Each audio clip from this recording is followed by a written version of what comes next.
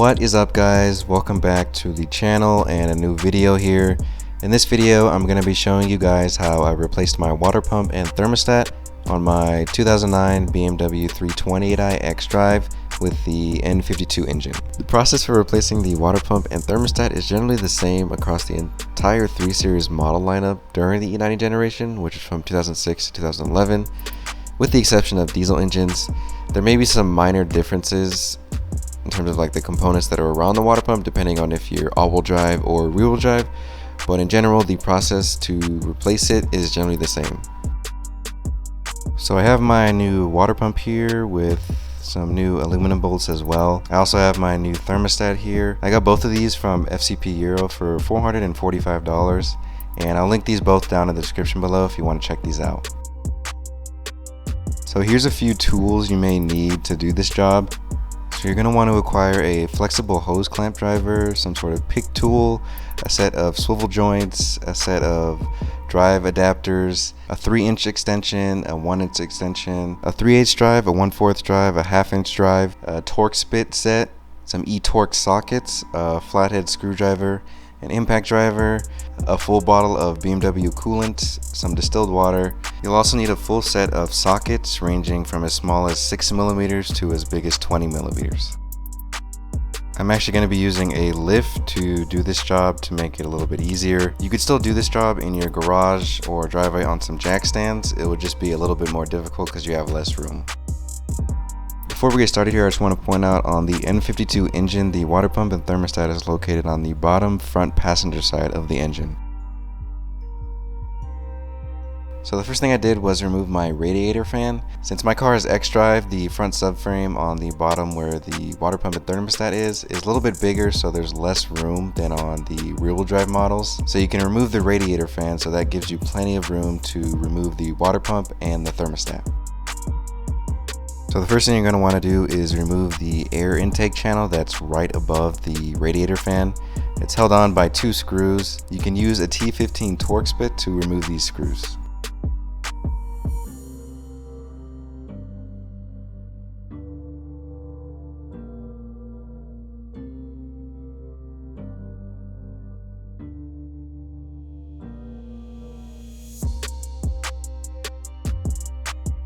Once you get the 2 screws out, you can just simply remove it by pulling it out from the engine bay and unhooking it from the air intake box with a flathead screwdriver.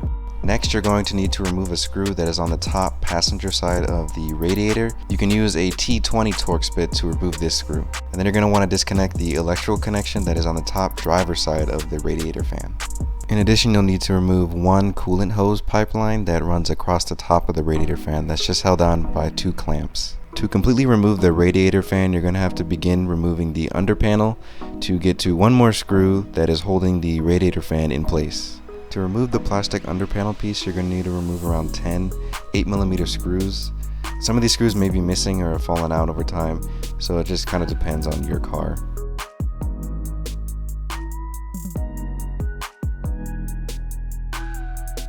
Once you remove the plastic under panel piece, you can see the final screw on the bottom driver's side of the radiator.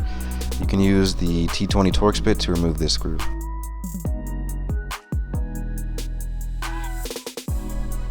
Once you get the screw out, you can begin removing the radiator fan by pulling up on it. It's going to get caught on some pipes and other things down there, but just be careful not to damage anything down there and just be patient with it.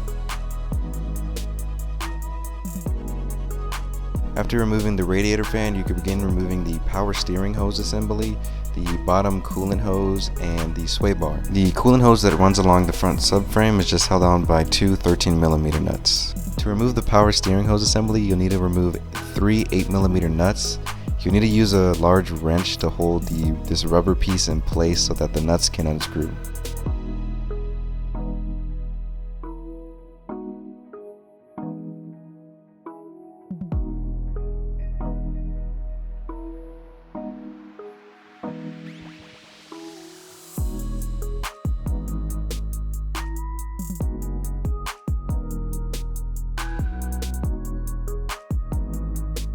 To remove the sway bar, you're going to have to remove 4 13mm bolts, 2 on each side of the front subframe.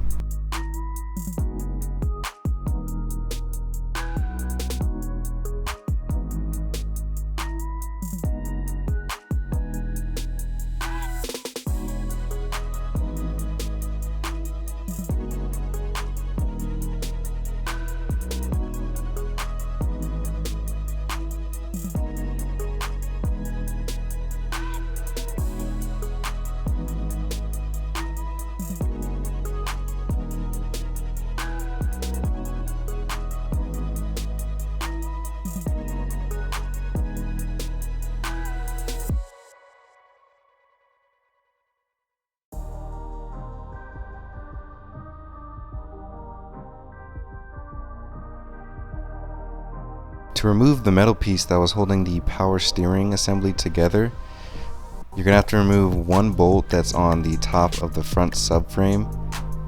I ended up using a 10mm ratcheting wrench to get this bolt out. It's kind of difficult because you can't see, but this ratcheting wrench definitely did the job. Just be careful not to drop the bolt in the back of the front subframe because there's no opening down there.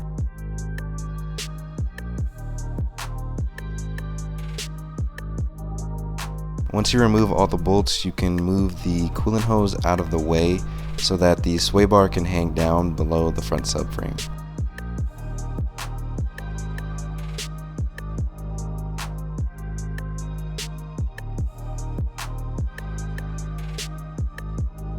So now we have plenty of room to see the water pump and the thermostat. As you can see, the water pump is held on by 3 aluminum bolts, and then the thermostat is attached to the water pump by 2 10mm bolts. You can clearly see the 2 bottom bolts, but the 3rd bolt on the top of the water pump is hard to see and it's kind of hard to get to, but as you'll see later, it is still accessible. So next you're going to want to remove the 2 electrical connections, one in the water pump, which is the large connection, and then one at the bottom of the thermostat, which is a very small connection.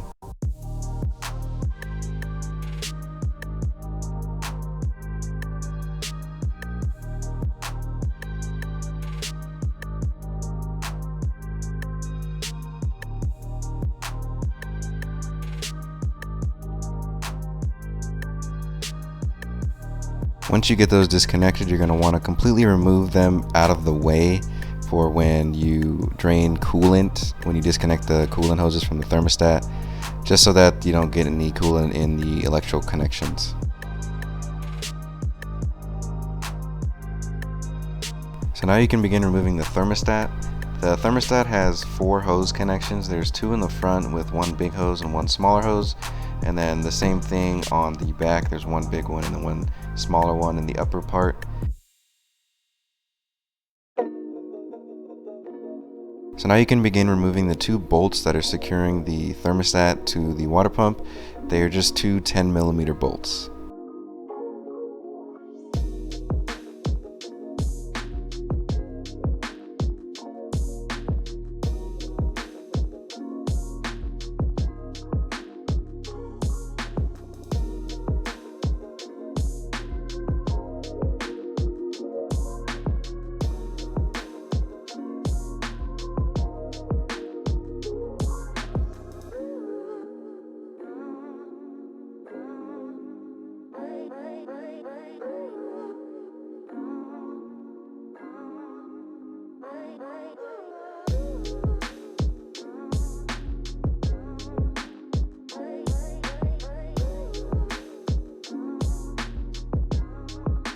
Next, you can begin removing the 2 front hoses on the thermostat. They're just held on by these 2 C-shaped spring clips. I kind of struggled a bit to figure out how to get them in the unlocked position, but after a while I realized all you have to do is just use a flathead screwdriver and just lift one side up, and then once one side is sticking up, you can just grab the other side with your fingers and just pull the other side up, and then you can position it in the unlocked position. Once you get the C-clamp up in the unlocked position, you can begin removing the hose.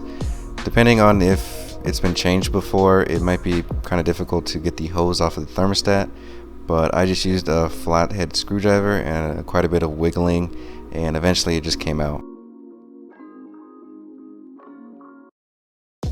Make sure to have some sort of drain catch pan ready to catch all the coolant that's going to spill out once you disconnect the hoses from the thermostat. Once you remove the large front hose, you can do the same thing to the small front hose. It also has a C-clamp and you remove it the exact same way.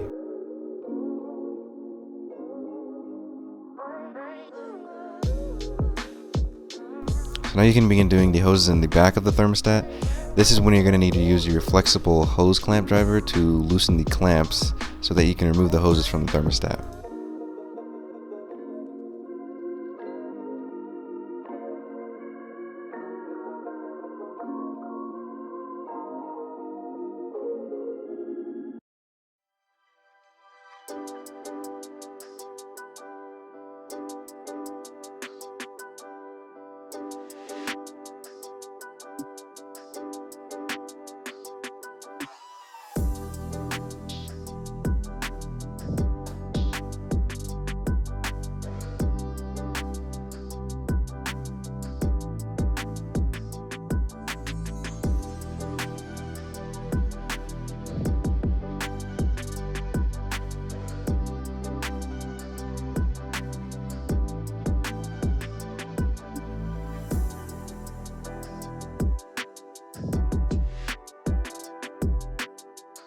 kind of struggled a bit to get the large hose off, so I ended up just putting one of the bolts back in to secure the thermostat to the water pump so that it would stay in place, and eventually that helped me get the back hose off.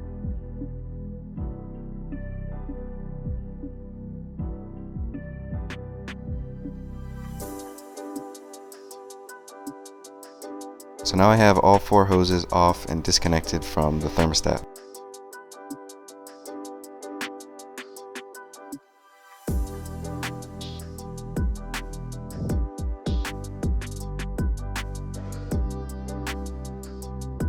So here I am removing the bolt that I put back in to secure the thermostat to the water pump so I could completely remove the thermostat.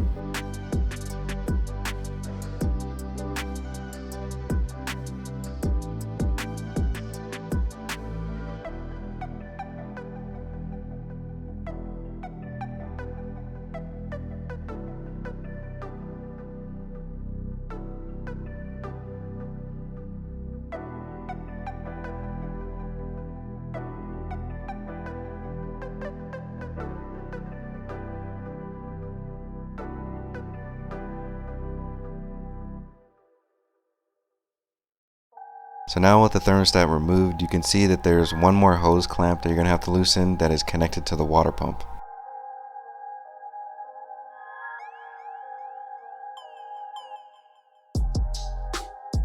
I actually wasn't able to use the flexible hose clamp driver for this one, so I ended up just using the 1/4 drive with the 6mm socket to loosen this hose clamp.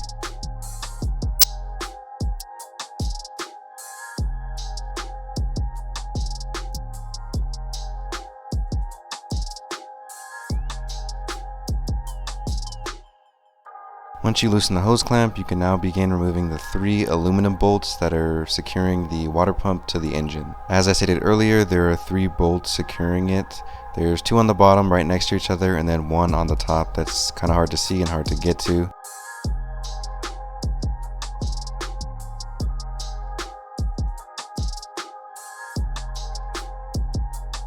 To get to the bolt on the top of the water pump, I used a 3/8 drive with a swivel joint and a 3-inch extension with the E12 torque socket.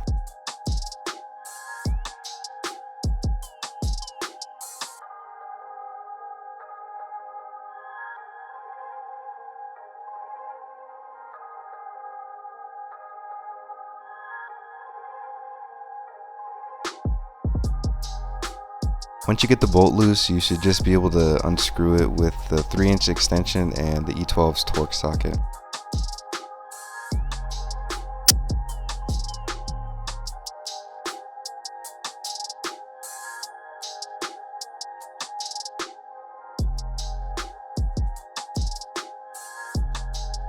To get the bottom 2 bolts out, I just used a universal joint instead of the swivel joint with the E12 torque socket.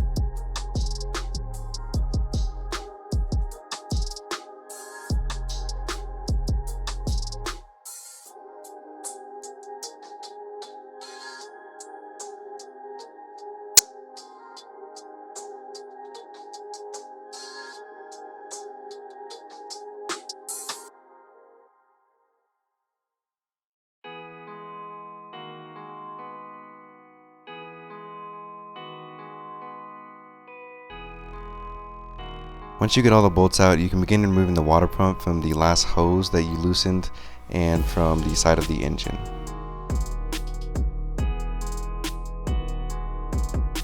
Once you get the water pump out, you're going to want to loosen the last hose clamp and remove the hose itself from the water pump.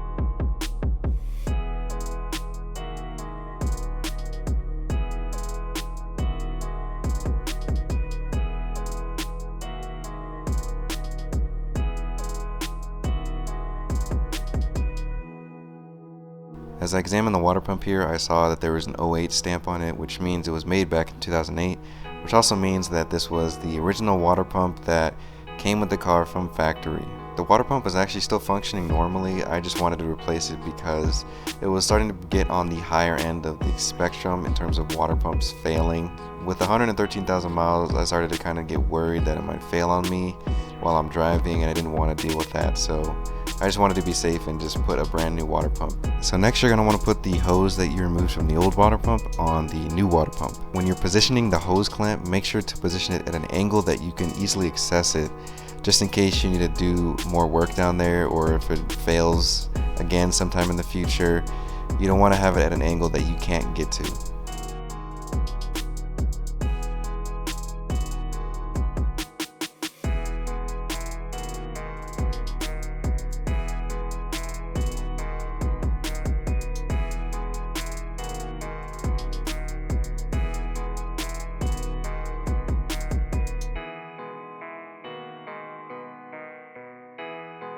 Once you secure the hose to the new water pump, you're going to want to place the water pump into position, lining up the 3 holes for the bolts on the side of the engine.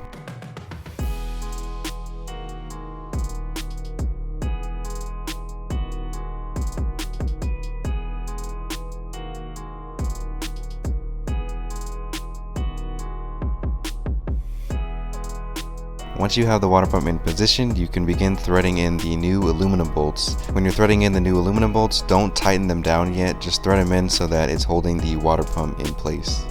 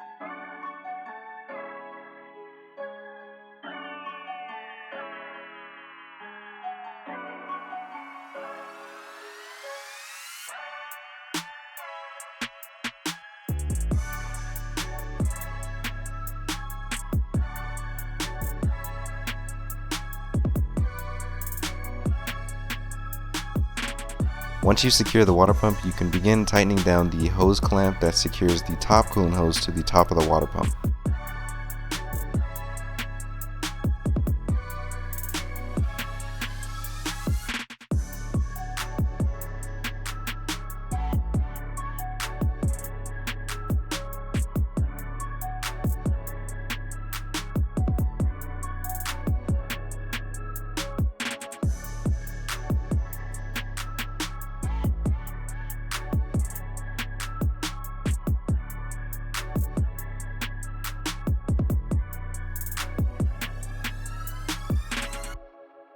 Now you can begin torquing down the 3 aluminum bolts to 8 foot-pounds of torque. The 3 aluminum bolts do not need to be that tight, they just need to be snug.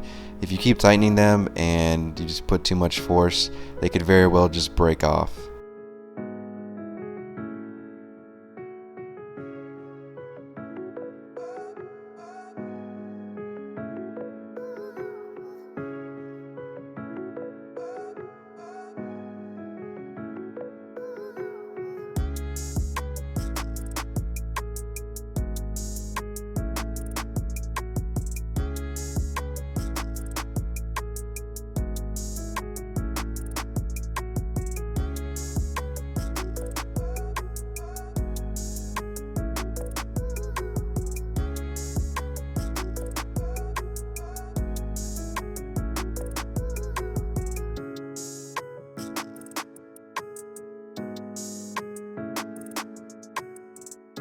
Once you have the water pump torqued down, you can begin putting the thermostat into position.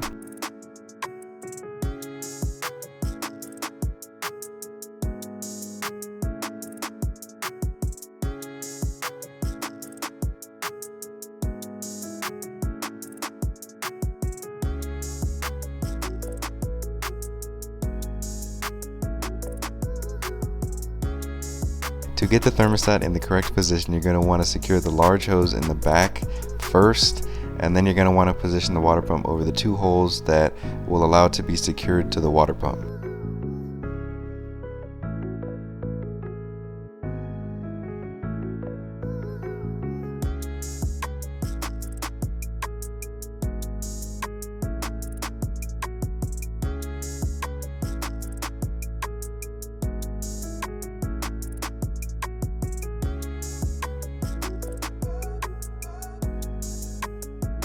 Once you get the thermostat in the correct position, you can begin installing the 2 bolts that secure it to the water pump.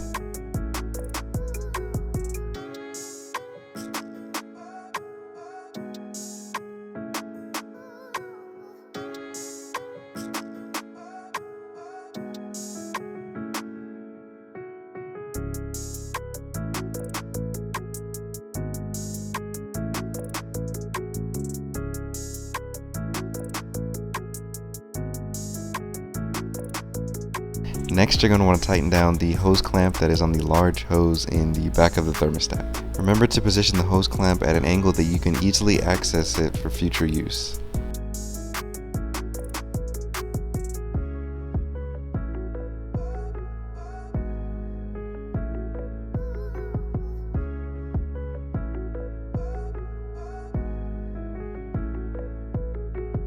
Next, you can begin inserting the smaller rear hose to the back of the thermostat.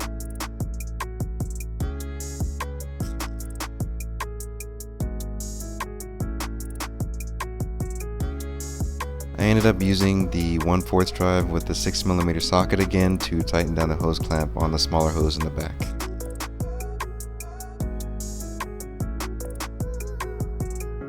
Once you secure the 2 back hoses, you can now secure the 2 front hoses. To secure the 2 front hoses, all you have to do is just push down onto the 2 holes in the front on the new thermostat, and then push down on the C-clamp so that it's secured in the lock position.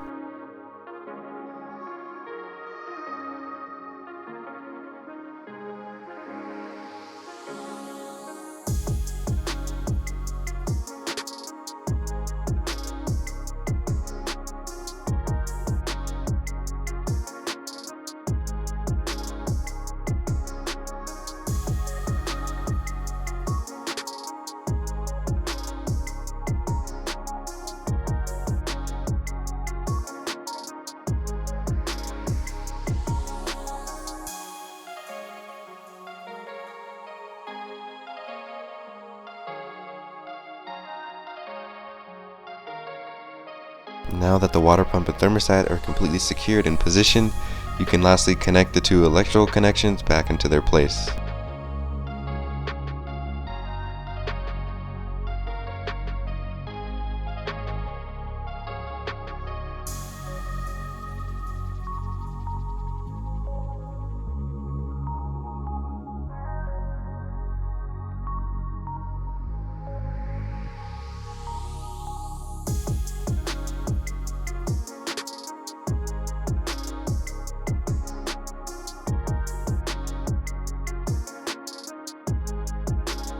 Once you have the water pump and thermostat completely installed, you're going to want to fill up your coolant reservoir till the measuring stick reaches its max level.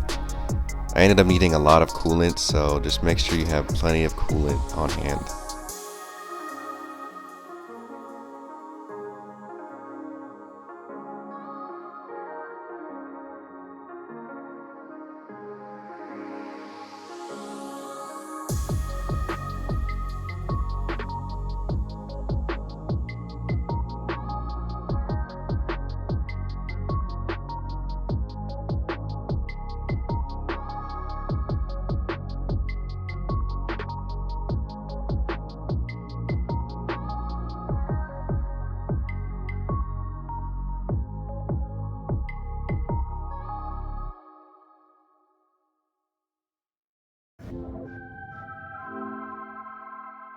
Once the measuring stick shows that it's at its max level, you're going to want to unscrew the bleeder screw all the way up till you hear air, what sounds like air seeping out, and then you'll see the measuring stick start to float down back into the reservoir again. This is the beginning process of bleeding your cooling system, which releases trapped air in the system.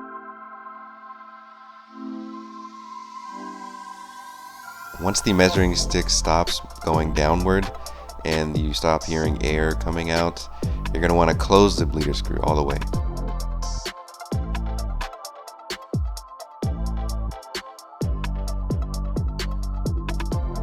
Once you close the bleeder screw, you're going to want to fill up the reservoir again with coolant till the measuring stick is at its max level.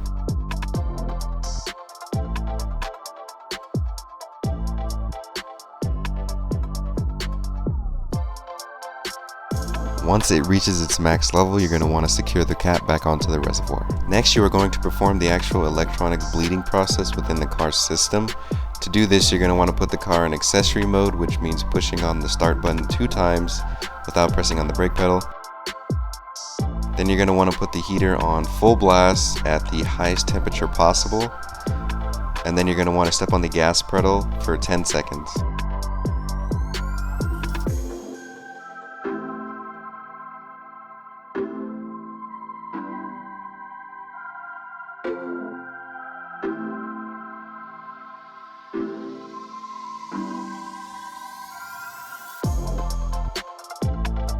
After pushing on the gas pedal for 10 seconds, the bleeding process will begin. You'll know the process has begun when you start hearing what sounds like fluid running through the cooling system. I'll show you guys what that sounds like right now.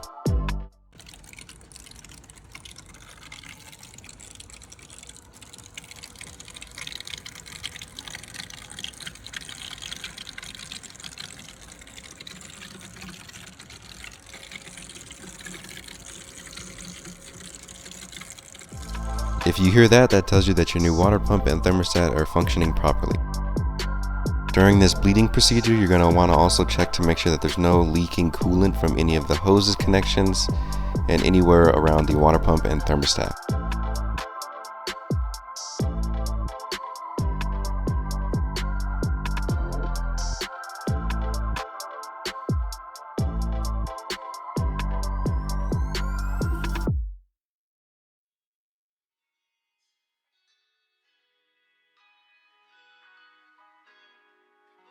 After at exactly 12 minutes, the bleeding procedure will stop.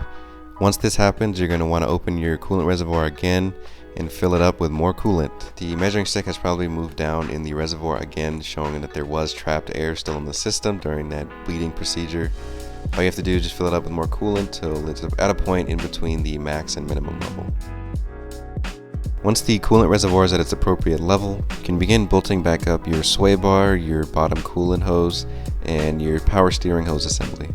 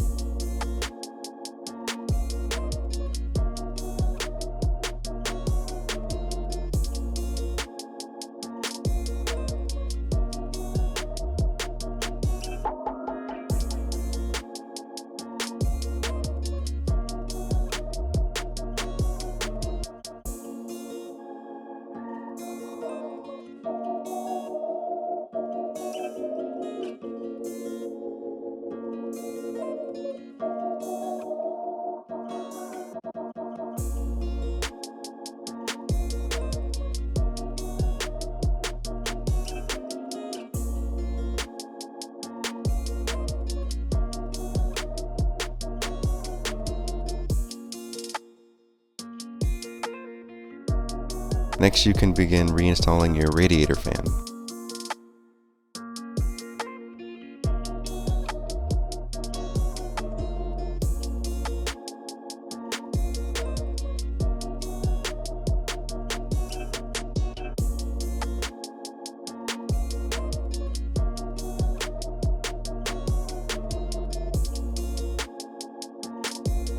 Once you have everything completely reinstalled on the car, you can go ahead and start the car and let it idle for about 10 to 15 minutes. During this time, you're going to want to make sure that the engine is running at the appropriate operating temperature just to confirm that the water pump and thermostat are functioning normally. If you happen to have access to a BMW scanner or just some sort of scanner that can read live data of the engine temperature and coolant temperature, you're going to want to use that during this time. In this case, I'm using a Foxwell scanner, which allows me to see the live data of the engine temperature and the coolant temperature, and also the speed of the propeller inside the water pump. When looking at the live data, just pay attention to the engine temperature and the coolant temperature, just to make sure that the temperature isn't fluctuating drastically. It's just hovering around a certain temperature range, which it looks like it's around like 175 and 180. You could also look at the propeller speed of the water pump. This all confirms that everything is functioning normally and properly.